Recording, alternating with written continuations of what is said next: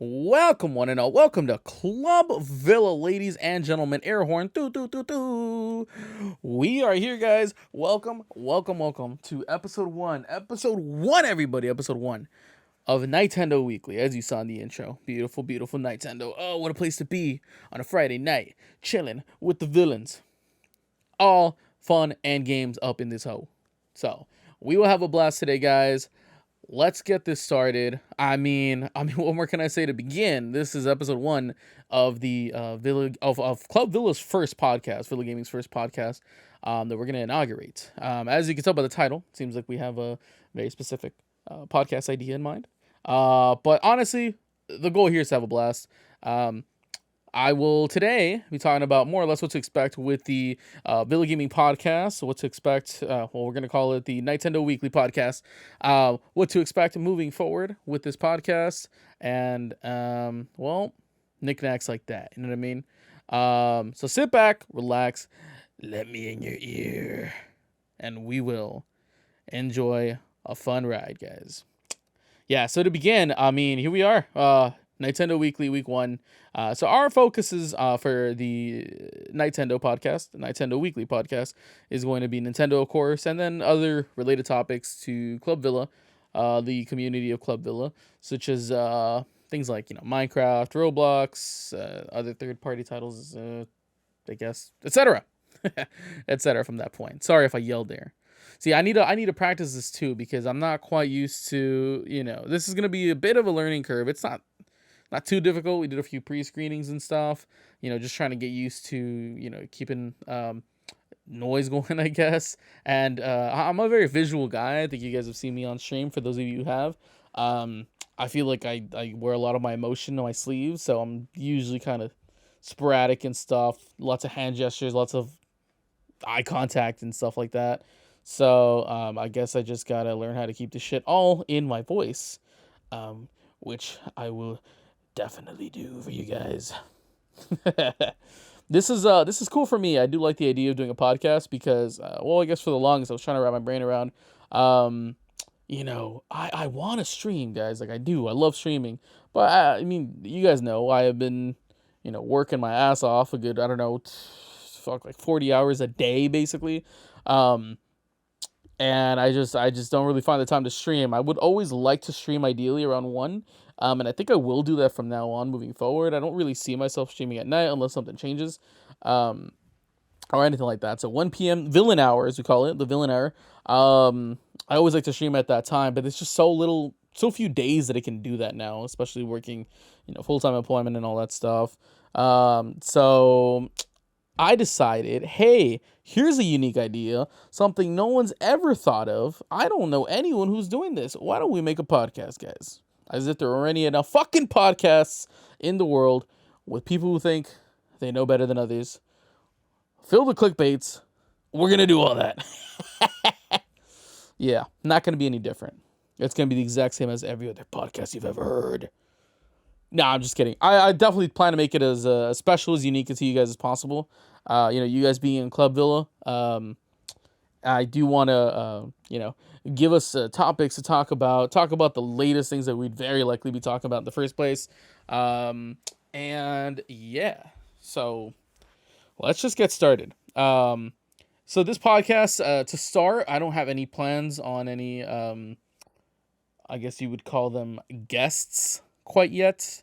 Don't intend on having guests right now. We're just going to try to get the flow, get the rhythm going, get the blood flowing and all that stuff. A few warm-ups, a few squats here and there, stretch your legs and all that stuff. And then we'll see if we have any guests on. But as of right now, enjoy Villa for a whole hour.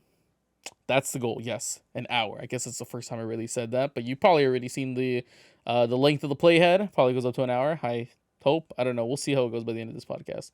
If it doesn't go to the hour, then we'll fill the rest with music until we get 1 hour's worth of video.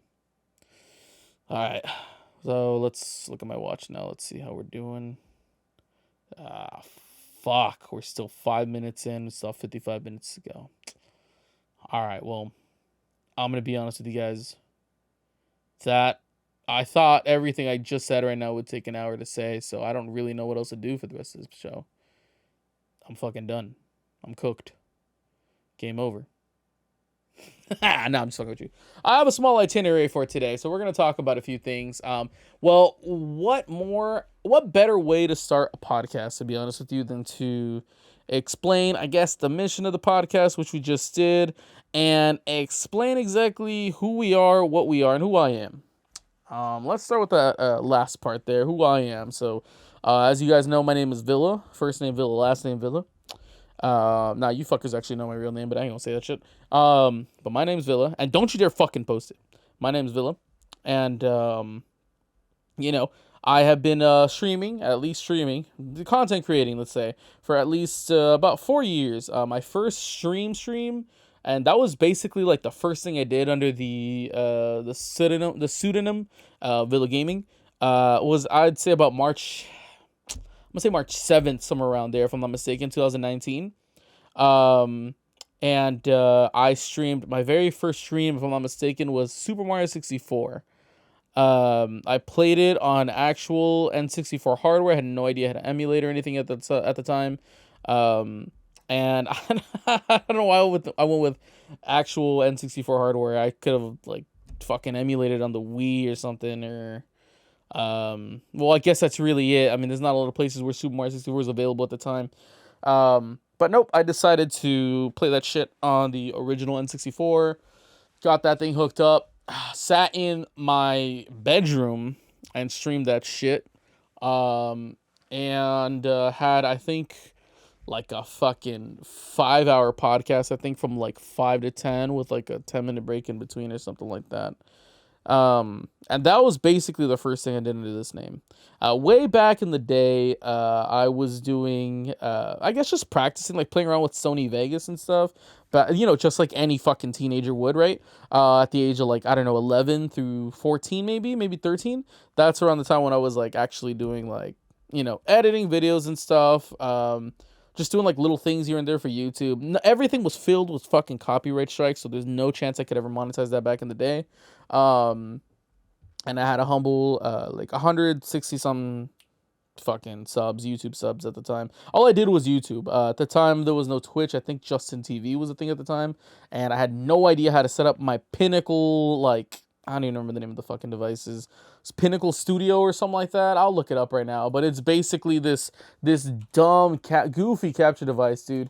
Which was basically, it just had like audio video ports. So you plug in your audio video cables into there, and you can, you know, record. I think the whole point of it, if I'm not mistaken, was to record like camera footage, like to your computer and stuff.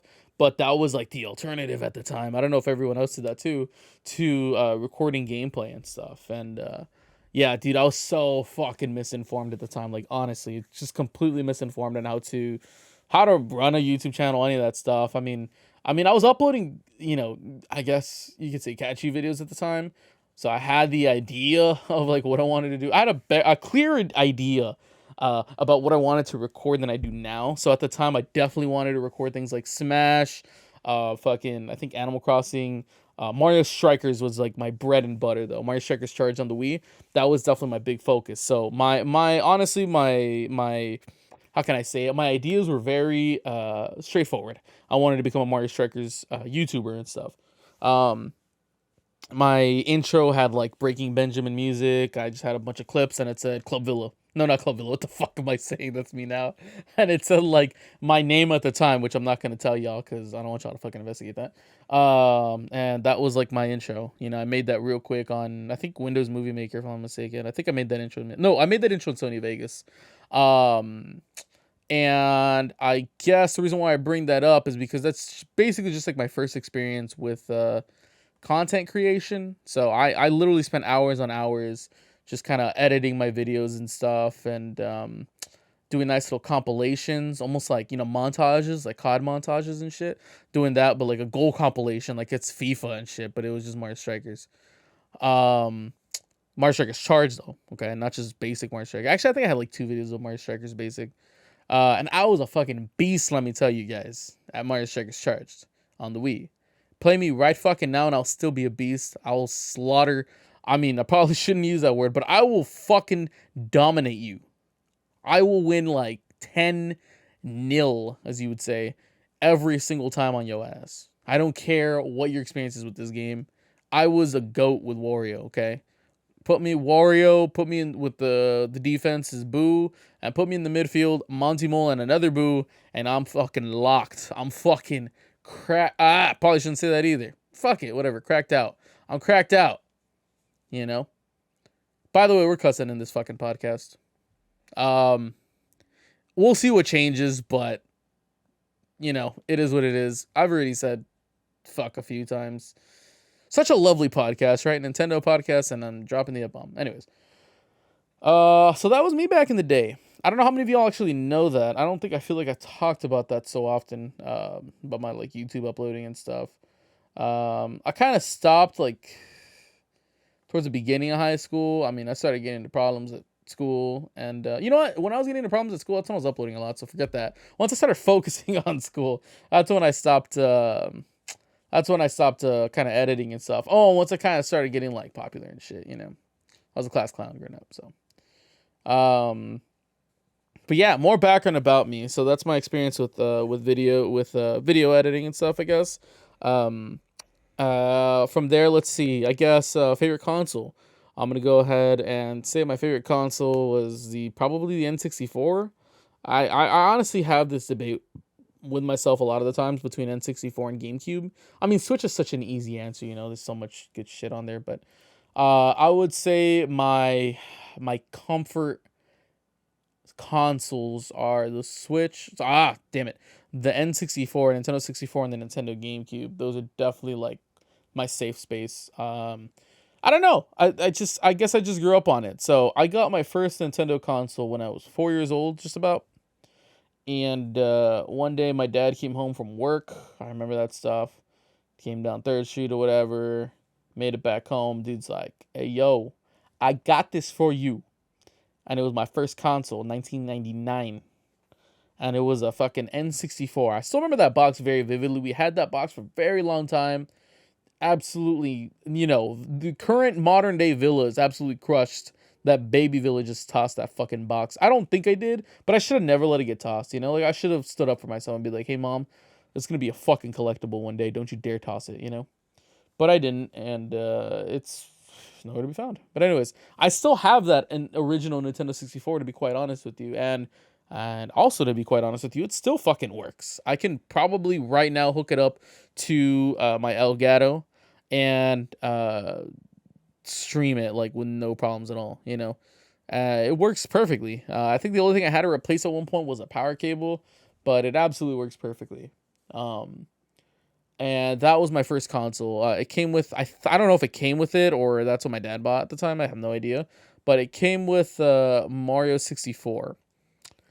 And I was, you know, just like you'd expect. I was mad addicted to that game. Had tons of hours played on it. I think it was probably like my only game for a very long time. I remember even like talking to my cousin, my older cousin at the time, and he was like, well, he was always older than me. What the fuck? He's not gonna change his age. But anyways, my other cousin was like, oh, yo, like, did you fucking find Yoshi in that game? And I was like, I did, bro. I was capping hard, bro. I was like, I fucking found Yoshi, dude. I rode Yoshi, dude. There's a way to do it. But honestly, I don't even think I don't know. I think I did 100% the game at that point. And I never found Yoshi. Well, I mean, I obviously found him on the roof, right? But, like, I told this fucking guy that you could ride him and shit. You have to, like, hit a hill at a specific angle. You get to unlock Yoshi and shit. Stupid, dude. But these were, like, oh, my God. I think my voice cracked. That must have sounded horrible. These were, like... No, so these are, like, the rumors back in the day, right? This is how fucking people got around life. This was all the chismos, the chisme, as they would say in Spanish. Just all the gossip. You know, you always, you know, fucking lie to everybody about, oh, dude, Luigi's real. I found out how to find them in Mario 64. You know, those are all the rumors and stuff. And my little rumor, my sweet little lie that I told my cousin, and he believed me for a very long time. I don't even know if he still believes me or not. I don't think we ever got to the bottom of that, to be honest. But, you know, I told him, yeah, you can ride Yoshi and you can fucking take him everywhere, you know? So that was my, my first game. From there, my second game was, Mario Kart 64. I remember, we probably went to like SeaWorld or some shit, Rip SeaWorld, for my birthday. And, the next day we woke up and, they're like, oh, okay, we're gonna do a little, gift giving and stuff, and here's your gift, and they gave me Mario Kart 64, and I remember playing that thing with my cousins, different cousins than the first one I said, and yeah, that was my first game. So I'm gonna go ahead and say my best memories are definitely with the N64. Um, I have so many stories to tell about, like, just kind of like my memories with gaming. But honestly, I'm a diehard Nintendo fan. Listen, guys, I'm fucking 28 years old and I'm a diehard Nintendo fan. I don't really give a fuck. I can't lie, dude. I guess I just feel like it's 2023, dude. Fucking everyone likes something random. Everyone fucking does. Don't be ashamed of it. Just like what you like, as long as it's not weird, right? That's just such a vague, like, rule. Like what you like, as long as it's not weird. I just don't think liking Nintendo's that fucking odd, I feel like I feel like you could be 50 and like fucking Mario. I mean, Charles Martinet, right? Or is that his name? Martinet, whatever. Dude's like fucking 70, diehard Nintendo fan. I mean, that's fine, right? But when I'm 28 and doing that, it's a problem. I doubt it. Fuck that. I refuse to believe that. But, Jesus Christ, where was I going with that? Damn, I was so fucking angry. 28 and a Nintendo fan, basically, and I wear it on my sleeve, to be honest with you. I have Nintendo shirts. I have a lot of band shirts too, but I have a lot of Nintendo shirts. I don't give a damn, dude. It's just not that embarrassing to me. My wall is filled with Nintendo. If you guys check out the stream, you'll see the Club Villa wall of shame behind me. And dude, I mean, I'm collecting Nintendo content like crazy, dude. I don't give a fuck who I bring here. Be like, yep, this is my Nintendo wall, dude. I fucking love Nintendo. How about you? you know, People like fucking Funko Pops, right? Collect them shits. Have fun. Live your best life. Collect those Funko Pops if that's what you truly like. No big deal. And that's just me with fucking Nintendo. I love Nintendo. I'm not a collectible kind of guy. I feel like I just love, like, just thinking about Nintendo, bro. Like, I'm literally one of those guys where my girl's like, oh, he's probably thinking about other women or some shit, and in my head I'm literally like, I wonder who the fuck's gonna star as Link in the next Legend of Zelda movie. That's just how I am. Honestly, my head consists of video games, sports, I guess work, my family, and I can't really think of anything else. This stream, right? I fucking think of the stream all the time. I think of, video editing software and all that stuff all the time, coding all the time. I feel like my hobbies are very straightforward. Music, I think of music all the time. My hobbies are very straightforward, and I wear it on my sleeve, and that's just who I am. So, but yeah. I have stories about the GameCube too. I feel like I should just probably save that for another time. Because if not, we're going to be stuck in this intro for the next fucking 30 minutes. And I'm going to be like, well, we got 10 minutes to discuss whatever else we're going to discuss. You might have seen it already. My guess is I put it somewhere in the video. But we're going to talk about what's a better way also to start our first fucking episode of the Club Villa podcast, NIGHTendo Weekly. We should call it like NIGHTendo Weekly by Club Villa or something like that. I just feel like I say Club Villa podcast too often. Maybe I should have just named it that. But we're going to call it NIGHTendo Weekly. NIGHTendo Weekly by Club Villa maybe down the road. But so what better topic to discuss than Nintendo's financial results of the second quarter of fiscal year 2024. Wee! Yay! Nah, no, it sounds fucking boring, I know. But I'm gonna just look. Okay, so I have that PDF with the presentation and stuff. I don't know if y'all have read through it. But guess what? I took the liberty of doing it all for you guys and reading through it all, and I guess just summarizing it, like kind of getting the best parts of it. You might have seen it on social media around and stuff. I know there's a few dedicated Nintendo users or Nintendo content creators that might have talked about this already, but I'm sure there's a good amount of you that have never heard about what I'm about to talk about, and I will gladly cut to the chase for you guys on all the notes that were left, or at least all the announcements that were given during this during this presentation. So I think this is for like shareholders. And to be honest with you, I'm pretty sure I'm a shareholder. I'm a Nintendo shareholder, but they never fucking invited me to this. Where's my invitation?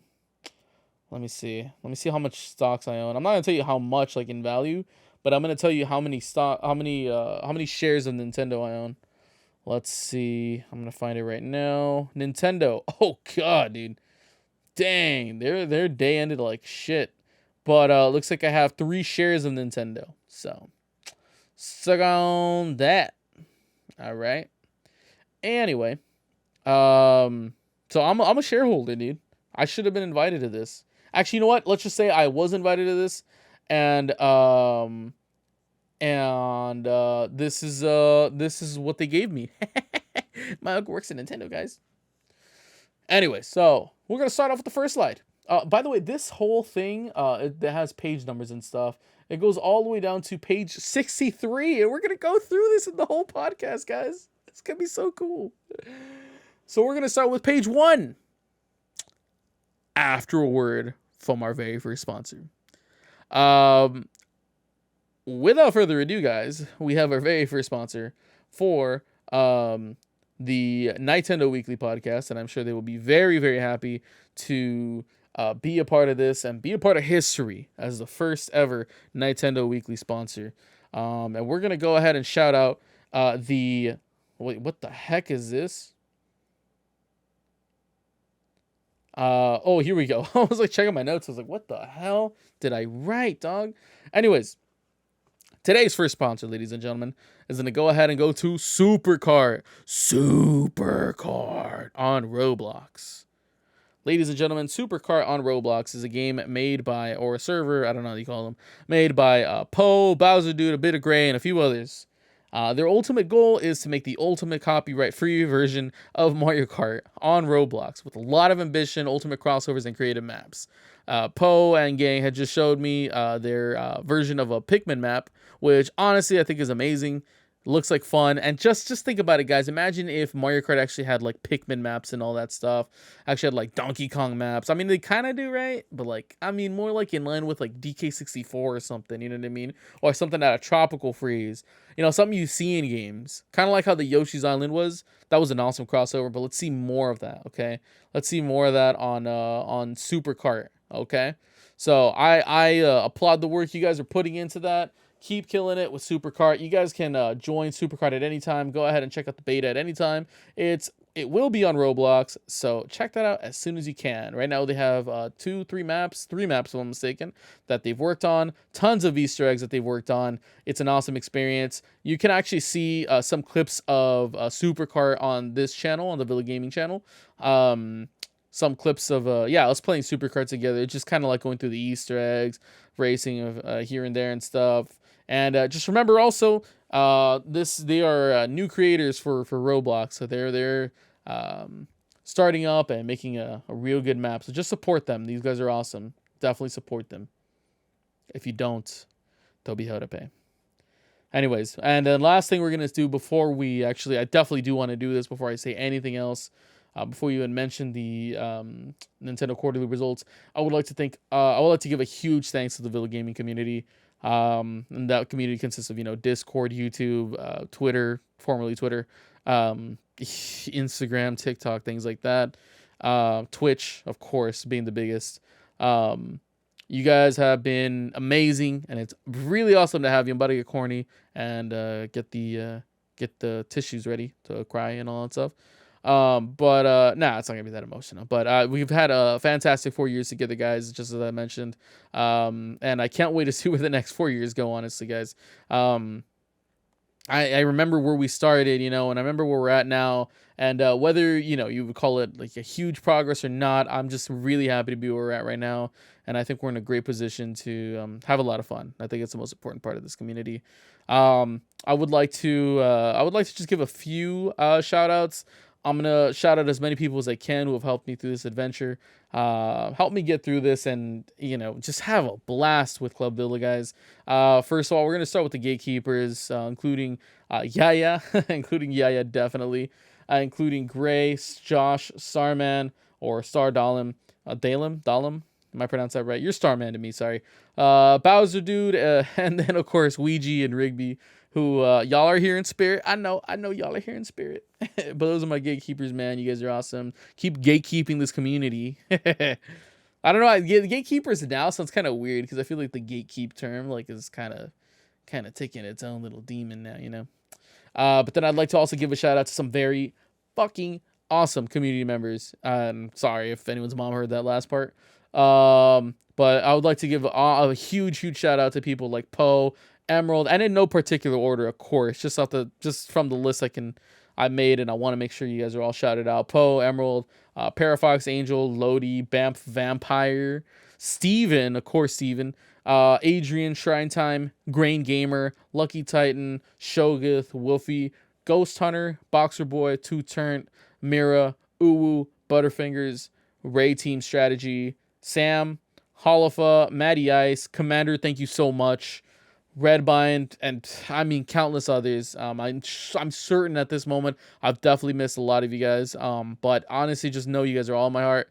I really appreciate y'all, and it's a blast that we've had so far. And let's make more memories with this podcast, with the streams, with everything that's going on right now. And yeah, that's the end of the cheesiness. So let's get started without further ado, guys.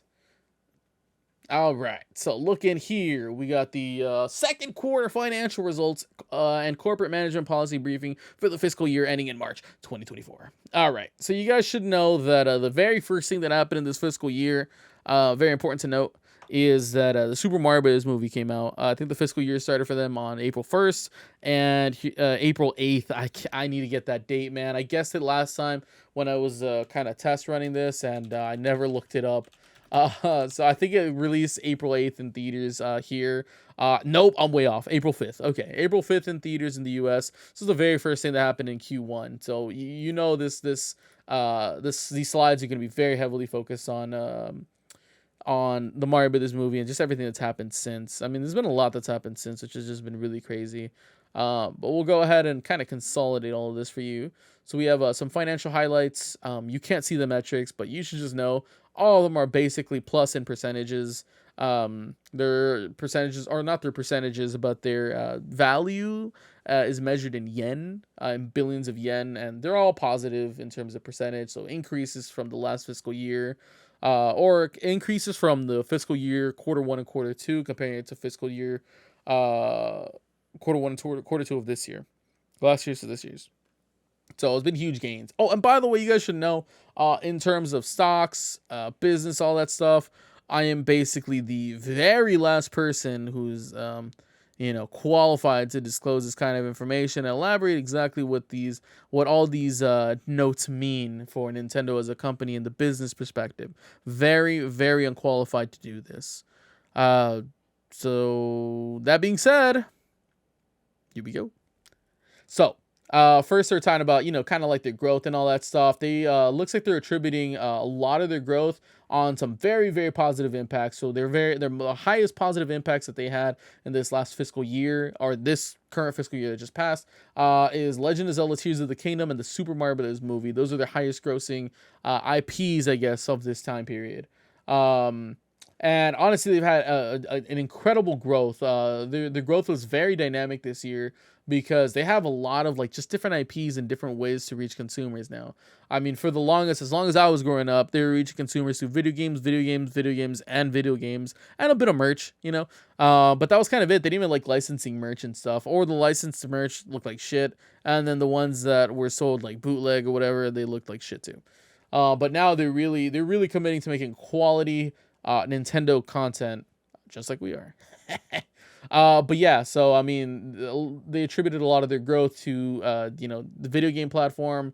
I guess that's like the grand majority. So let's call it 71%. No, it's definitely 71%. But a grand majority of their growth was through video game platforms. A bit more from that came from foreign exchange, which honestly, I was reading that it's not that important. Just know that they're measuring the values of the yen, values of the US dollar, and all that stuff. That's, adjusting for inflation. That's also a metric that they're looking at. I don't think us as gamers really look at that though. Things like playing cards, and then, like I said, mobile related income is a huge part of their growth as well. Let's see here. Just kind of going through real quick, trying to remember exactly what Nintendo talked about. Oh yeah, Nintendo's basic policy. So this is cool.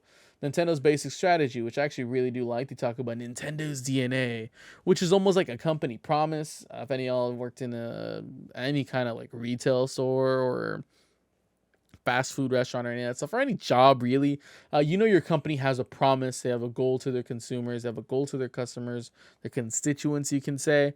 And it's always super like just kind of positive and uplifting as to why they do what they do. You know what I mean?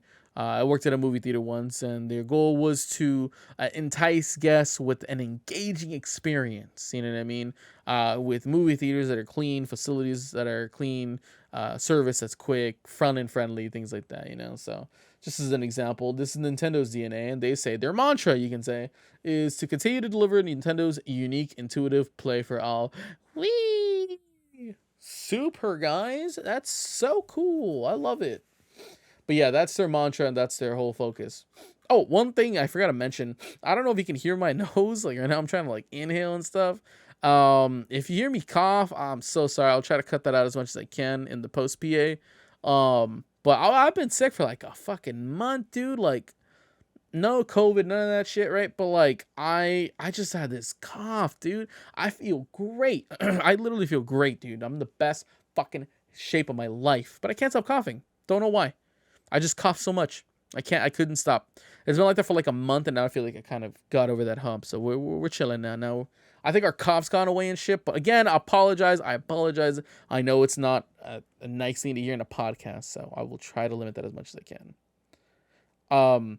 Up until this point, well, we're 30 minutes in. I hope I hope I'm not like talking too fucking much, dude. I'm a little worried about that. I feel like I haven't stopped talking a bit, dude. I'm gonna go for water this time. So. I mean, shit. that's what content is, right? You guys are getting hella fucking content, so we'll talk about this all, later, and I'll tell you guys exactly how you can support the channel and stuff at the end of this podcast and at the end of this episode, and I'll also tell you where we can continue to discuss. So let's see, Nintendo's source of Nintendo's unique forms of play. So their goal is to make fun for everyone. Their hardware, software, entertainment. They wanted to be fun for everyone, regardless of age, gender, and past gaming experience. So they could be complete noobs, dog, or they can be complete MLG. Do we even say MLG anymore? Pros with no skill issues. Let's see, unique products and services that convey fun at a glance and are incredibly fun to play. So they just want games that look super fun. Let's go ahead and continue. So from there, they talk about the core business, right? Core business, integrated hardware and software entertainment. They have a whole slide with just tons of pictures of classic Nintendo shit or even modern Nintendo shit. They have a Switch OLED right in the middle, but in the top left, they got the NES, Super NES, a picture of a Wii, picture of a fucking GameCube, Game Boy Advance, the strap for Ring Fit Adventure, Splatoon 3, Kirby, Mario Kart Live, Wii Fit. It looks like a Pokemon Pocket thing. Fucking, was that Nintendo Labo? God, I forgot that existed until this very fucking moment, dude. Wii U, Switch Lite, DSi, 3DS, Wii Sports, Game Boy Original, whatever it's called, Nintendo Game Boy, Pokemon, all this shit, man, where they're just like, this is Nintendo, that kind of shit, and that's how I imagine this presentation going. This is the part where the music pops and the fucking presenters like dancing and everything's just awkward. You're just like, can I get out of this shit? Nintendo IPs have been nurtured by the players across the world who choose to spend their time with them. They have pictures of a lot of very popular Nintendo characters: Mario, Luigi, Bowser, Link, Zelda himself. Metroid, so Samus. We got Star Fox, Animal Crossing characters, Pikmin, all that stuff, dude. Let's see here. Expanding the number of people who have access to Nintendo IPs is another part of their mantra, another part of their goal. So in this slide, you see a picture of Nintendo characters in the middle and expanding that out to different Nintendo IPs. These IPs include merchandise, which is a picture of Splatoon merchandise that looks like hats, I think. Mobile, which is a picture of Pikmin Bloom, and we'll talk about that in a bit, guys. The the Super Mario Brothers movie in visual content section, and theme parks has the Super Nintendo World at Universal Studios. Hollywood, Japan, I think, is the only ones that's available at the time of recording. Um, all super cool stuff, and we'll definitely talk about all that in the near future. Lots of stuff to talk about, guys. So I'm super excited. And this is why I want to do a podcast. I have so much shit to talk about with you guys that I don't get a chance to. This is the fucking time to do it. Awesome. I'm excited. All right, here we go. So yeah, they want to expand their base by not even just doing gaming, but doing way more things than just gaming, talking about everything, and how all of these products will continue to strengthen connections with their Nintendo account. So they're making all these things, I guess, at least how they're pitching it to their constituents, their investors, their shareholders, like me. They are showing how all this will go back to their core, which is their essential product, which is games, and more games and consoles, guys. What's cool is, like, at least from like the diagrams that they show so far on the slide, it doesn't look like the focus is a lot on moving away from console, which I hope Nintendo consoles are here to stay. They have, I honestly feel like they've kind of capitalized the market on consoles. And hear me out on that, because I know the fucking Xbox, the latest Xbox, I don't even know the name of it. Their names are just as bad as when they named the Wii predecessor to be Wii U. But I think we're in the Xbox Series X right now, if I'm not mistaken. I think I'm right. And the PS5, right, is currently out right now. I know they're both probably selling incredibly heavy. They probably are. I doubt that they've outsold the Switch, even though Switch is last gen. So, I mean, it'd be kind of unfair to compare that. But I just feel like, me personally as a gamer, and I don't know how many other people feel this way, I would much rather invest in a PC than I would in another console ever again, except Nintendo consoles. I just see the value in having Nintendo consoles, like hardcore, and I don't feel that same value in having PS5 or any of that stuff, dude. I love game. Don't get me wrong. I love like fucking like modern gaming. Soon I'm gonna buy fucking Call of Duty 3 or whatever, Modern Warfare 3. Play Fortnite 2, just like any other guy. Play Rocket League. I play FIFA, Maddens, things like that. So that'd be a reason to have a console. But dude, like, first of all, I'm not gonna be paying what, $60 a year or whatever the case is, $100 a year for membership to PSN or Xbox Live or any of that stuff. When I could just play all that for free on my PC, as long as I download the game, or as long as I buy the game, I can play online for free, So I just don't see the point in that. And then from there, dude, like, just PC graphics, I mean, they're infinitely expandable, you can make them as beautiful as you want, while hardware on the PS5 and Xbox Series X is pretty limited. And you know what? They do 4K capability, right? I think they even do 120 hertz sometimes, or 120 frames per second, right? But dude, like, I just don't see the need at that point, You got a 1 millisecond display, a 1 millisecond delay display, and 1080p, 165 hertz monitor. Like, I mean, that's all you need, baby. That's it. Who needs anything else? And I know what you're saying already, Vil. No one could fucking afford the shit you're talking about. And it's like, yeah, I know, you're right. You're definitely right. So it kind of does give a reason to have, these consoles. But I just feel like once you get to the point where you're like, yeah, I can get a, PC, gaming PC, even a laptop, gaming laptop, right? You're done, dude. You're just not looking back at that point. You don't get another console from there. So, but Nintendo consoles, they have such a hold on the market because their content is only, locked to Nintendo consoles and stuff. Just forget about emulation right now. But, they make their content exclusively for their console. And I think they did a great job by doing that, business wise. Maybe not as a consumer. I don't know. I can't imagine fucking Mario Kart 9 on the PS5, I guess, So they just have done a great job in prioritizing their consoles and stuff, instead of just like, I don't know, Google, who now, instead of making consoles, completely destroy that fucking dream. And I think now they're just like making games or something. I don't even know, dude, at this point, But Sega, that's an example. Completely abandoned hardware, focused on all software. Nintendo's not doing that anytime soon, it looks like, or at least the goal is not to do that. Anyways, the last thing we touched on was all their different, how the different IPs can help increase sales in Nintendo hardware and software. Let's see, expand the number of people who have access to Nintendo IPs. So they're talking about their progress on initiatives they've implemented in accordance with this basic policy. So they're talking about how the heck did we get more people who are not Nintendo fans to become Nintendo fans in immediately, basically, and how else to do that without making anyone play a single game. What's a better way to do that than to make the Super Mario Brothers movie? That is the way to get people who have never experienced Mario in their lifetime to experience Mario for the first time. Man, it was so funny when we saw, the first reveal of the cast of the Super Mario Bros. Movie. Dude, I was cracking the hell up for like fucking 2 days. And then on day 3, I rose from my tomb and said, you know what? This is a good cast. All jokes aside, I think Nintendo knows what they're doing, and hopefully they put out a great movie. Chris Pratt, Anya Taylor-Joy, Seth Rogen, Jack Black, Charlie Day. I mean, so many great actors and stuff.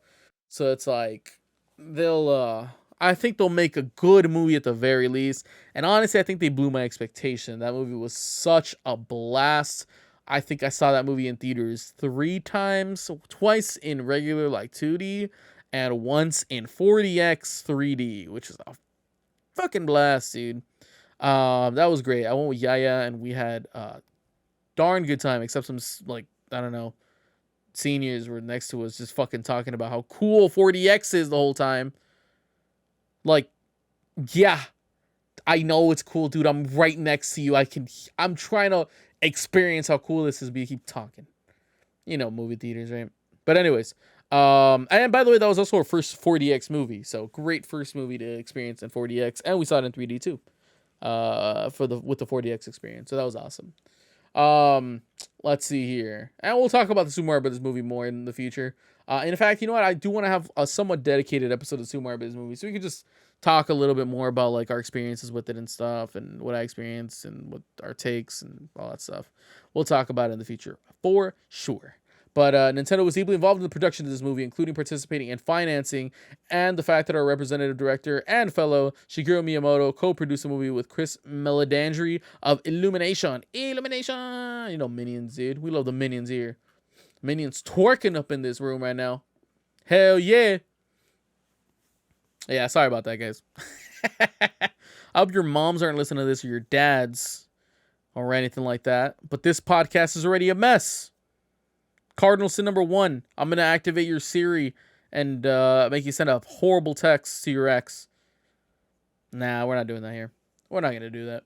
It's cool. Let's see here. The Super Mario Brothers movie. It says the cumulative global box office revenue for the movie was a whopping $1.3 billion US dollars. It says it's the highest grossing film based on a video game and the second highest grossing film of all time. If I'm not mistaken, I don't have the notes here, but off the top of my head, I think Frozen 2 was higher grossing than the Super Mario Brothers movie, and The Lion King, which is a crossover between live action and animated. I think it's more animated, right? But anyways, those were Lion King 2019, by the way, not the 94, 95 version, not that one.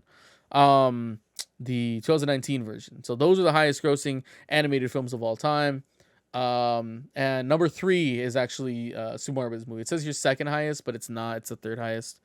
And take your guess, guys. Which movies you think cracked the top 10 in terms of animated films? Hint: Disney is a beast at this. That's my hint, and you can make any guess on who you think it is in the top 10.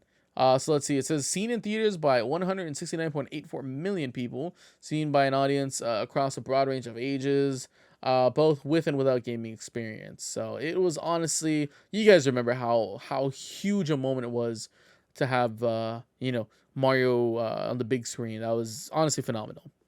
And by the way, guys, I grew up in an era where the only Mario we had on the big screen was goddamn, like, I don't even remember who was in the movie. I think it was John Leguizamo, right? And I don't know who else. The original Mario Bros. Movie. Guess what? I tried to pretend to like that movie my whole young life. all of like middle school and elementary school just to say, yeah, I'm a huge Mario supporter. I love the Mario movie. I found that copy on DVD and said, this is cinema. Dude, it's trash. It's so bad. It's so bad. Like, I don't even want to watch it again. I feel terrible. Like, I just feel I'm wasting my time. But that's what I grew up with, I'm sorry if anyone actually thinks it's a good movie. Whatever, it's your opinion, It's your opinion whether it's right or wrong. And it's wrong. But yeah, dude, you don't have to like it. It's fine. We have this movie now. You can like that now, okay? And that's what I will do moving forward, because I actually really did like that movie. From there, talk about what areas or what regions in the world have Nintendo Switch availability and movie availability. So they kind of just show, I guess, the biggest like markets that don't have Nintendo Switch is like India and Russia. Most of Africa does not have access to Nintendo Switch. All of Brazil, South America, North America, the Oceania, I don't know how you say that, like Australia, New Zealand, they all have access. All of Europe has access. It's mainly just, like Russia, most of Africa. I think South Africa does have access. And I'm going to say this is Cameroon. I think Cameroon looks like the country that's outlined there has access. And then regions that had access to the Mario movie includes now India and Russia. So huge markets that they capitalized to expose Nintendo as a whole to these markets. They did not have access still. They did not get access still to the greater part of Africa. So I guess that shows how impactful it was having the movie. They were able to expand the brand name of Mario and Nintendo and all that stuff to new countries and probably some of the biggest markets that they were not able to advertise Nintendo in before. So huge impact on the market. From there, they were saying this also had a positive impact on Super Mario games, which I found super interesting. They were saying the global retail sales of Super Mario Bros. U Deluxe, Mario Odyssey, Mario Kart 8 Deluxe, Super Mario Maker 2, and Super Mario World 3D World with Bowser's Fury. The market on those games and others went up at least 1.3 times more from last year before the movie to this year with the movie. And then also their apps, their popularity with their apps, and then Mario particular apps, like Super Mario Run and Mario Kart Tour, those went up 1.4 times more compared to last year. So huge impact, huge boost, you can say, a multiplier boost on their sales for all their games and IPs like mobile. Now, next topic they talk about is Super Mario Brothers Wonder. One thing I did want to mention to you guys today, and I forgot, is what am I playing today? What's Club Villa playing today? And the answer to that is Super Mario Bros. Wonder. We're about 8 hours or so into the game, maybe 7 hours into the game, and I'm having a blast. So if you guys go to Club Villa, next, I'm very likely going to be playing Super Mario Bros. Wonder and trying to pass the crap out of that. So, oh, and also play multiplayer with me. I find that multiplayer mode, honestly, to be, with like 4 or 5 hours of gameplay, I was like, you know what?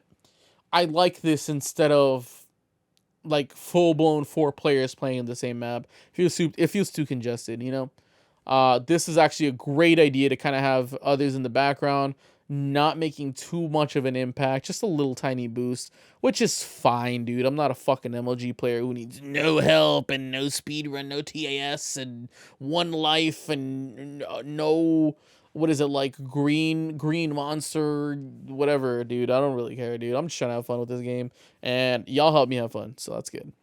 Anyway, so they talk about Super Mario Bros. Wonder. It says release October 20th, super recently.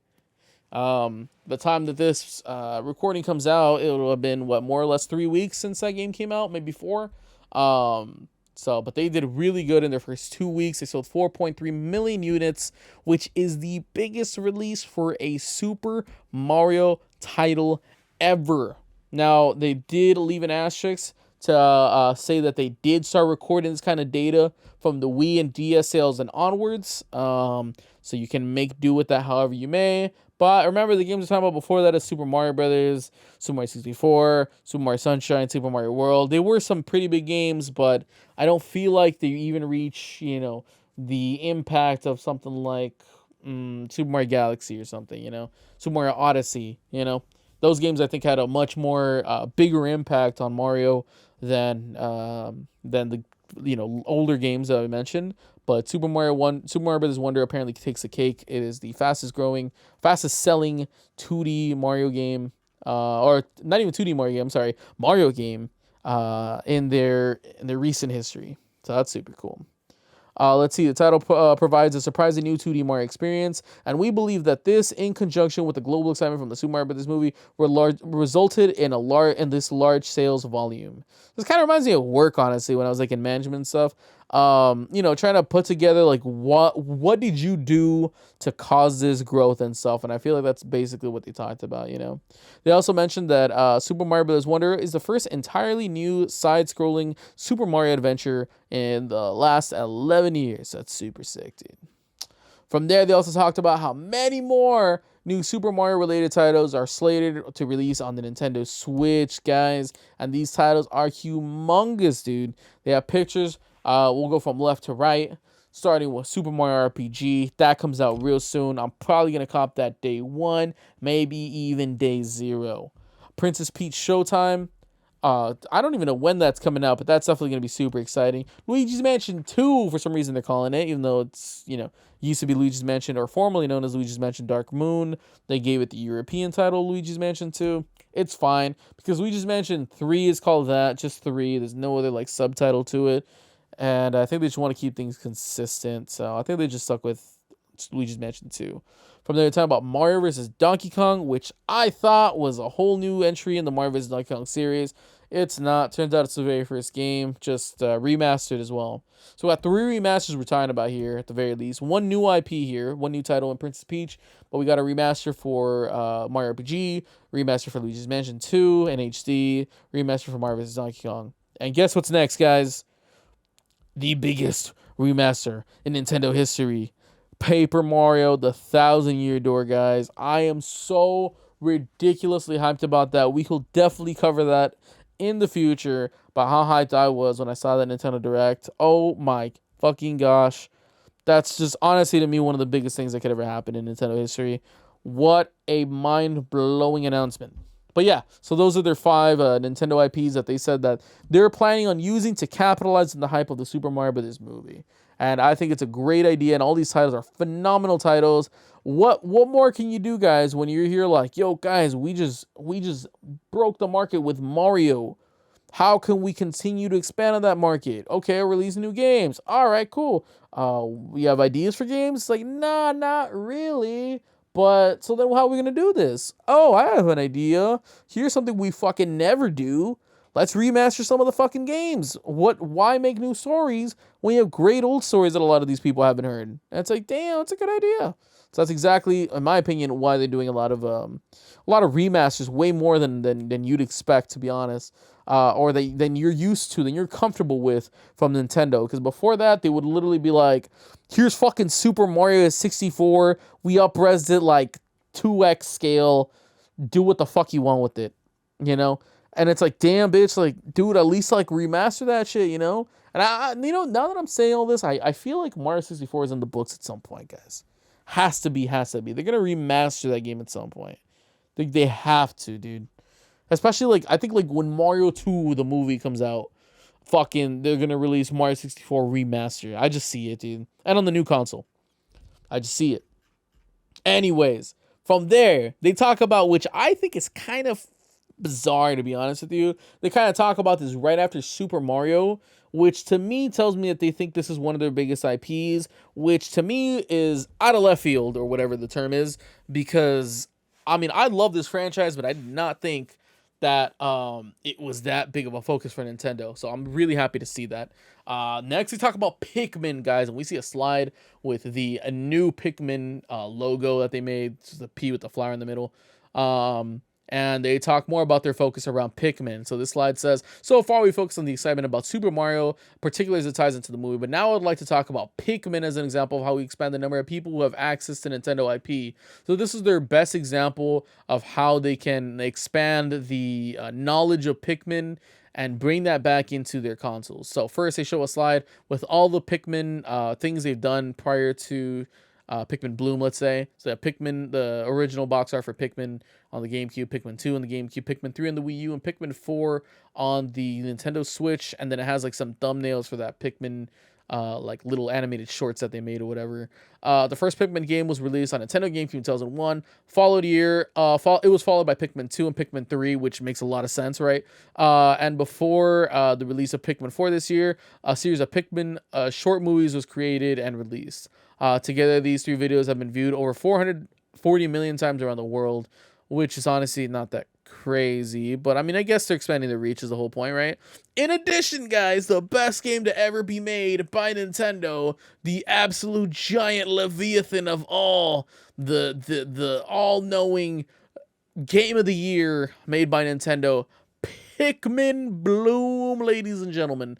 The mobile device application by Niantic, based around the concept of making walking fun, allows consumers to enjoy spending time with Pikmin as part of their everyday lives. I'm not even fucking lying to you when I say Pikmin Bloom is the best game ever made by Nintendo. I genuinely thought this game was garbage when I first picked it up, like, 2 years ago now? I picked it up when it first launched and shit. And now I'm like, oh my god, I slept on an absolute banger, dude. I don't know how I missed this.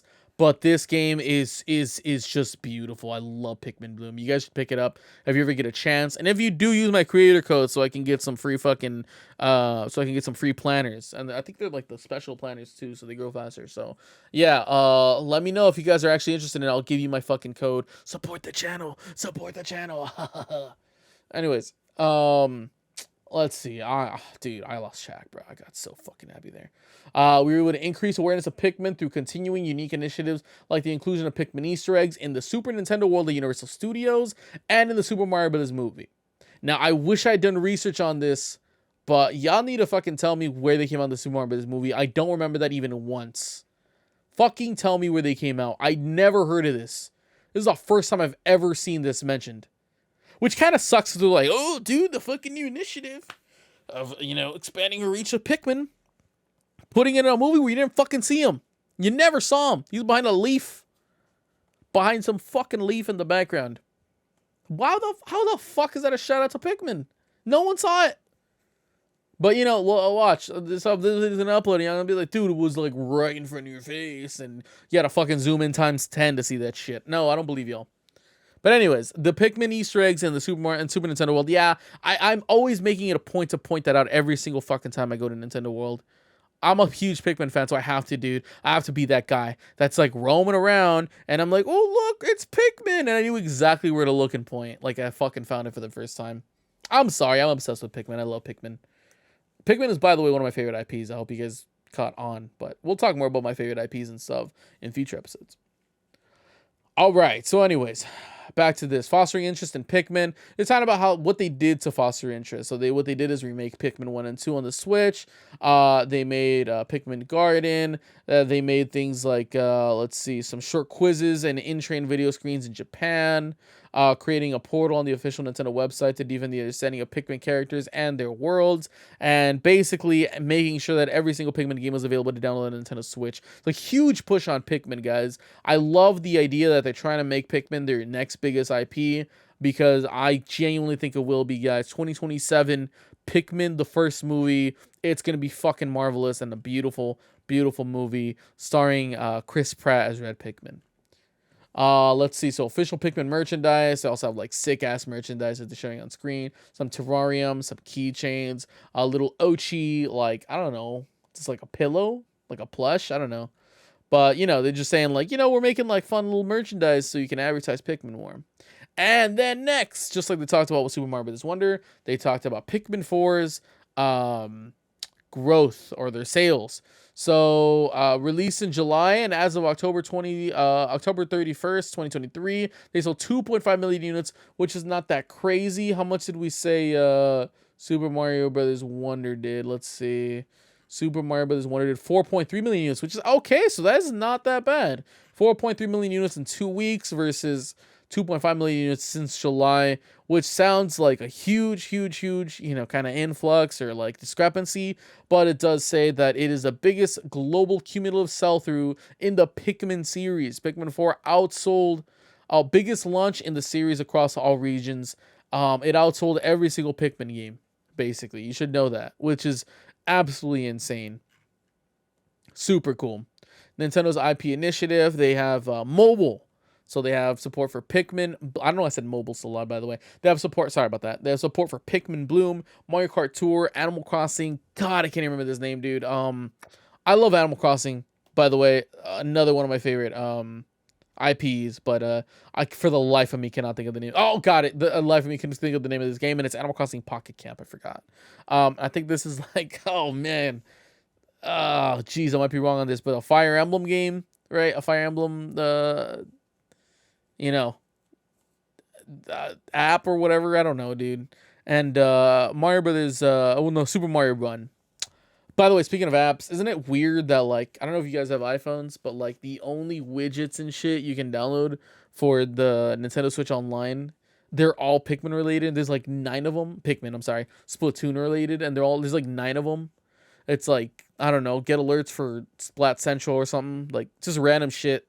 They have like 9 different type of widgets that you can make on your home screen. It's like, I mean, I respect 100% people who love Splatoon. Looks like a fun game. I know I'm just too bad to, get good at it. Skill issue, right? But it's just the randomest thing to have full support on, for the Nintendo Switch Online app. Just Splatoon 3. Interesting, But anyways, so they're saying that we believe these mobile applications have provided opportunities for many people to interact for the first time with Nintendo IPs, helping to draw their attention and elicit interest. I'll give you an example how this is true. Yaya, Yaya, she fucking likes Pikmin. I mean, she's always thought they were adorable. Every time I play, she's like, "Oh, they're so cute. That's cool." That's cool. And then one day she was about to leave. She was about to travel for a weekend with her family. And we were just like chilling, waiting for our tacos, and she sees me on my phone with Pikmin Bloom, and it's like my first like week playing it basically. And she's like, "Oh shit, what's that?" And I was like, "Oh yeah, Pikmin Bloom." I was like, it's probably too boring. I didn't want to really talk about it with her.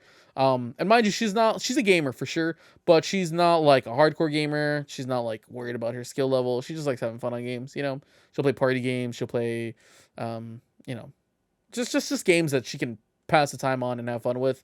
Not very often, but whenever she can. And she saw me on my phone. She's like, "Oh shit, what's that?" And I was like, Pikmin Bloom. I was like, it's gonna be a hard sell because I don't even really like this game right now. But I was like, yeah, I mean, you just plant flowers and shit. It's a cool game. And she's like, "Oh, that's cool." And she's like looking at my screen. She's like, "Oh, so what are you doing here?" And I'm like, "Oh, I'm just naming my Pikmin." And she sees like my Pikmin come up on the screen, and he's like dancing, and she's like, "That's fucking cute." And then I get like out of nowhere like the hamburger Pikmin and shit. She's like, "Dude, that's so fucking adorable," And I'm like, "Yeah, I called him Ronald." She's like, "Why?" And I'm like, "I got him at McDonald's and shit." She's like, it's funny." And she's like, "Damn, is it free?" I'm like, "What, the game?" She's like, "Yeah." I'm like, yeah, it's free." She's like, "All right, what's it called?" I'm like, "Shit, all right, like Pikmin Bloom." And she pulls it up, downloads it, and she leaves for the weekend, and she fucking got hardcore obsessed with it over that weekend. And that's just kind of where my obsession with Pikmin Bloom began. But I guess the moral of the story is Nintendo's absolutely right. These mobile games are making their impact on consumers who have never had exposure to Nintendo IPs before. So that I found really cool. It's just really cool to see draw interest in, like, hardcore interest in Pikmin from there on out. I don't think it's gonna get her into the games. I don't feel like she'll be comfortable playing like the Pikmin games and stuff. But at least just kind of learn more about Pikmin and just learn to love them like I do. So super cool shit. Okay, we're about an hour and 5 minutes in, so let's wrap this up. From there, more Nintendo initiatives. We got theme parks. I guess it's gonna be the last thing we talk about, by the way. In terms of the topic, it's just gonna be these slides, and we're good, dude. From the Nintendo IP initiatives, it's talking about the theme parks, dude. Super Nintendo World, I could talk about that forever. But it's talking about their push with Super Nintendo World. They just opened in Universal Studios Hollywood right before the start of this fiscal year. It's already been open in Universal Studios Japan. Talk about how they're gonna expand the Donkey Kong section for Japan, expanding it 1.7 times its current size, and they plan to do this in 2024. They will eventually open Nintendo World in Orlando and in Singapore, in Universal Studios, of course. We'll definitely talk more about you know, Universal and the Super Nintendo world and all that stuff. Love that. Talking about more IP initiatives, including merchandise. These have a lot of pictures of merchandise and stuff, and they're like, you know, we're getting more creative with our merchandise. We're gonna stop holding back, and we're gonna actually, like, you know, you let our creative team make some cool, unique designs for Pikmin for Nintendo. If I'm gonna talk about more merchandising, like foods, I see like a beer or something, with like, it looks like a beer. I don't know what the fuck it is. With like I think it's Tears of the Kingdom. There's some Animal Crossing like Legos. That does not look like food. But anyways, they got like Mario Oreos. Remember that? Oh my god, I need a Mario Oreo right now. We got some chips with pictures of Super Mario Bros. Wonder on them, and a Splatoon 3 and Baskin Robbins crossover, the ultimate crossover ever. Remember they're talking about opening Nintendo Kyoto alongside Tokyo and Nintendo Osaka and alongside Nintendo New York, which I will visit one day. I will visit Nintendo New York for sure one day. Japan, that sounds like a very expensive trip. They're getting more physical and hands-on with their retailers, and they're planning on opening up shop and like random pop-up stores in Seoul. Hope I'm pronouncing that correctly. South Korea, Singapore, and Hong Kong. I'm gonna take a quick swig. Hold on. Wait until like the lightning round and shit. So I need to fucking slow it down, dude. Or my voice is kind of going away from me. I'm talking about opening the Nintendo Museum. They have like a quick little diagram of the Nintendo Museum, and it says they expect to complete construction by March 2024. At the time of recording, that's 4 months away, so we'll see how that goes. Definitely going to see some videos on that. I will not be able to go there and like record anything and shit. I don't see myself going to Japan anytime soon. But however, I will do that shit with Universal Studios Hollywood, so I mean, just stay tuned. Definitely do want to do like a full live stream one day at Universal Hollywood. Then they're talking about the Nintendo Lives and stuff. The next one's in Seattle, even though they always do it in Japan. This time they're doing it in Seattle. One day they got to do it at the convention center. Get over here, baby. Go to the LA Convention Center. Do it. Anyways, so we're talking about more Nintendo Live locations aside from Tokyo or Japan or Seattle, including Taipei, Seoul, Hong Kong. All right, from there, they're talking about how all of these different IPs will impact the Nintendo account, which is basically your My Nintendo account and your Nintendo Switch. So they're supporting long-term relationship with their customers, with purchase histories, being able to download your games if you bought them digitally, saving your save data on the cloud, having friends, which you can't do shit with. Basically, I still fucking hate their online support, like online play support. You know, no chat, none of that shit. So no messaging. It's awful. But you know what? Oh, God, there's so much to talk about. Anyways, we'll talk about in the future. Just got to remember that, Villa, okay? And then last but not least, experience data. I don't know what the fuck that means. But anyways, Nintendo accounts. They've made over 330 million accounts as of September 30th, 2023. Or there's been over 330 million accounts created. Broad audience base, and it includes 164 countries. I did not even know there was that many countries in existence. So that's kind of tight. Let's see. As of the end of September, the number of Nintendo accounts have exceeded 330 million. Even in regions where Nintendo Switch is not sold, mobile applications have brought the Nintendo account system to a wide range of users around the world. That's actually kind of sick. I did not know that before reading that slide. I mean, it's true that you had to make a Nintendo account in order to get like Pikmin Bloom and shit. So even if you never had a console, now you have a Nintendo account. Very cool way to engage customers and consumers. Integrated hardware, software, dedicated video game business. Current state of the future Nintendo Switch. So now they're going to talk about the Nintendo Switch. Cumulative hardware sales for the Nintendo Switch hit 132 million units as of September 30th, and 1.13 billion units in software sales. Absolutely insane. Nintendo wrecked the Nintendo Switch. They absolutely dominated the market in this era. They just completely killed it. Nintendo Switch launched in March of 2017, and it's now in its 7th year. And these numbers are absolutely insane. As of the hardware install base has grown, the scale of software sales remains at a high level, even in its 7th year in a row. September 23 was the biggest year for the Switch since 2020. And I think we all know why. 2020 had a huge, magnanimous year. And that was basically like COVID and stuff. Everyone was buying, Nintendo Switches, things to just pass the time in the house with. Animal Crossing, of course, was a huge boom in that span, right? But their biggest year since 2020, 2023. Awesome to hear. That definitely to me tells me that, Breath of the Wild was very successful, and also tells me that the Mario Brothers movie was super successful. Successful launch of the latest entry of the Legend of Zelda series in May, which is obviously Tears of the Kingdom.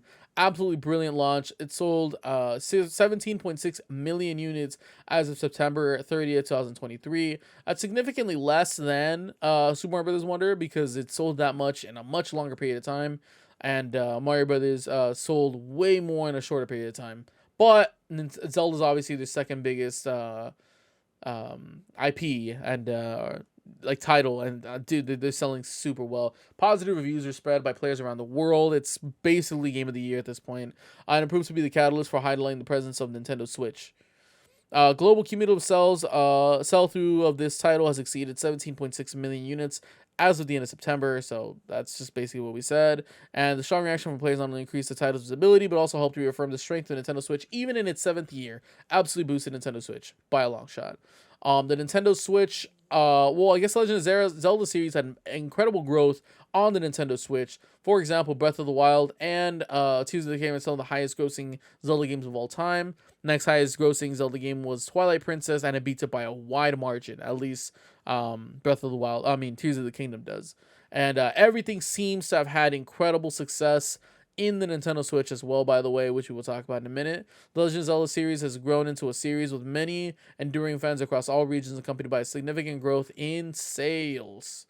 And then this is kind of where we get the huge news that I don't know if you guys have heard yet, but the development of the live action film of The Legend of Zelda will begin with Avi Arad directing and Shigeru Miyamoto co-producing, if I'm not mistaken. Produced. Both will be produced. Both will be producing this film. So Avi Arad, I think, is the director for, like, I don't know. I think Morbius, right? I was gonna say Morbillion. Morbius, right? So I mean, we'll see. I mean, he's not directing this movie. I guess it doesn't say he will. But he will have a huge role in it, right? And as announced today, we started the development of the live action film of The Legend of Zelda. Live action, by the way, live action, huge deal. The film will be co-financed, which I did not know this until I read this. Hold on. Co-financed by Nintendo and Sony Pictures Entertainment Inc. So Sony and Nintendo. Sony, same company that made Morbius, same company that made Venom, same company that made Spider-Man Far From Home, will be helping produce this new Nintendo live action film. The theatrical distribution of the film will be done worldwide with Sony Pictures Inc. By producing visual content Nintendo IP itself, Nintendo is creating opportunities to have people from around the world access the world of entertainment which Nintendo has built, which we hope will lead to further growth in the Nintendo and the Legend of Zelda series. I mean, if that movie is good, is like in any way good, if it gets a 70% Rotten Tomatoes or whatever, we're talking about Legend of Zelda being one of the highest fucking grossing franchises of all time at that point. I just have to put it out there. It's definitely going to be the case. They also talk about how every single title grew tenfold on the Nintendo Switch. Mario Kart 8 is by far the highest selling game in the Mario Kart franchise. New Horizons, by a long shot, the highest selling game in the franchise. Smash Bros. Ultimate, again by a long shot, selling like crazy. Mario Odyssey selling like absolute crazy. I imagine Super Mario Bros. Wonder will sell even harder. Side note, I can't wait for the next 3D Mario game. It's going to be awesome. This 2D Mario game was phenomenal, though. I will definitely have to play that at least another 100 hours. So then I can say, I want the next 3D Mario. Every single game just outperformed its predecessor. Or even, it's the next highest grossing game. Mario Kart 8 outsold Mario Kart Wii. New Horizons outsold New Leaf. Smash Ultimate outsold Brawl. Mario Odyssey outsold Mario Galaxy. So just an absolute tear in this era of Nintendo. It's a good time to be a stockholder, honestly. Many hit titles matured into long sellers. So games like Mario Kart 8, Smash, Breath of the Wild, Mario Odyssey, Mario Party, Super Mario Party in particular, Ring Fit Adventure, Super Mario U Deluxe, and Splatoon 2. Super household titles, and they had significant stability in the years as the Switch got older. They kept being very strong sellers for the Switch. More series that were previously once beloved in Japan have become beloved worldwide. In example, we have Kirby. The biggest grossing title in the Kirby franchise was Kirby Return to Dreamland in Japan, and now it is Forgotten Land in the Americas by a long shot. Outpaced it. Animal Crossing New Horizons absolutely outpaced Animal Crossing New Leaf. It was the highest grossing. It was the biggest market for New Leaf was in Japan, and now the biggest market for New Horizons is in the Americas. So huge growth for all these franchises, and it didn't even just grow in the Americas; it grew in Europe, it grew everywhere basically. So love to see that, and both of those franchises, by the way, amazing franchises. Let's see. So then from there, they talk about like sales growth in regions other than America, than Japan. So the Americas grew, like a just in huge margins. So that's very incredible to see. And then they also talk about the strong sales of third-party publishers. So things like Just Dance, EAFC, formerly known as FIFA, Minecraft, games like that, Monster Hunter. They all contributed immensely to Nintendo Switch's growth. So just kind of that partnership with third party support was long overdue and had hardcore missed when they had like the Wii U and the GameCube. Just no third party support, you know. And it's really good to see them have that again. Wii had great first third party support. DS did. 3DS really didn't. But the Switch is gonna have even more third party support. I think like Call of Duty is expected to hit the Switch at some point soon. You got like the biggest titles in third party gaming right now on the Switch also. Like honestly, it honestly is just missing like GTA 5 at this point. From there, they've expanded Nintendo Switch Online. Over 38 million members as of September 30th, 2023. Who the hell's still with me, by the way? Raise your hand in the comments of this video. Raise your hand. Just say raise hand or whatever the fuck to say that you heard this part. You know, I'm just curious to see who's at this point. and let me know if this is actually kind of informative. I found this really awesome, so I'm gonna share it with you guys. If you guys found this informative, I'm really glad to have been able to contribute. If you don't, you can go fuck yourself. No, I'm just kidding. No. Still, I'm just really glad to be able to, you know, talk to you guys honestly. So yeah, they talk about, you know, the growth of Nintendo Switch Online and the expansion pack. And then they talk about how they grew that initiative. They really only mentioned F-Zero 99, which to me is just a fucking fail. It seems like to grow the Nintendo Switch Online, their hope was doing the other initiatives that were going to grow Nintendo, such as making the Mario movie and all that stuff. That was really the only growth or contribution they had to Nintendo Switch Online, aside from F-Zero 99. They need way more support than just this. This needs to grow for me. Unless they don't think Nintendo Switch Online is their bread and butter. In that case, then just give it to us for free. If it doesn't matter to you guys, okay? Let's see. Nintendo Switch users. So there's a lot of users playing annually. And let's see. They also mentioned teaser new titles will be coming to the Nintendo Switch. Doesn't mention anything about any new consoles or anything. They mentioned how this holiday season will be a great holiday season for Nintendo. Nintendo products launching or that will be available in the holiday season in high demand will be Detective Pikachu Return, Super Mario Bros. Wonder, WarioWare Move It. I can't wait to get that one. Super Mario RPG, Zelda and Ganon amiibos from Tears of the Kingdom, Pokemon Scarlet and Violet DLC, Splatoon 3 amiibos, and the Mario Kart 8 Deluxe Booster Course Pack. Finally come into its end, which we will definitely talk about in depth too. And we'll definitely play that on stream, by the way. Maybe even the next stream. We'll see. Let's see. Titles from software the publishers being released during Q3. You got huge third-party support. Red Dead Redemption's finally coming to the Switch. I think it's like cloud only, which is awful. But I mean, it's coming, I guess, right? Just Dance 2024, Hogwarts Legacy. Wow, that's crazy. Some more Dragon Quest, Sonic Superstars, Metal Gear Solid Collection. Lots of third-party support that's gonna help grow. And then they talk about, you know, just like we said, guys, you know, that Mario vs. Donkey Kong, that Paper Mario, it's gonna kill. And by the way, I can't wait till Paper Mario Thousand Year Door becomes one of the highest grossing Nintendo games of all time. That'd be sick. Future outlook: Nintendo Switch will enter its 8th year. New titles will continue to be released and will maintain expand user engagement with Nintendo Switch, maintaining business momentum. They have very good business momentum. From there, they talk about cash utilization. They talk about, like, I don't know, the reduction of the yen. I don't know, man. I don't really care about all this. Wasn't that entertaining. Let's see, and that basically concludes the presentation. Last thing we're gonna do is talk about this last slide. It says Smiles through Entertainment, and oh my god, we're just about to push an hour 20. Smiles through Entertainment. I hope you guys like this, by the way. Like, I hope this was again a fun hour 20, and I hope it was cool that it went on a little bit longer. Good to talk about all this. I'm just super excited. Let's see. We will continue working on building long-term relationships with each of our consumers through our uniquely Nintendo entertainment offerings, to work to put smile on as many faces as possible.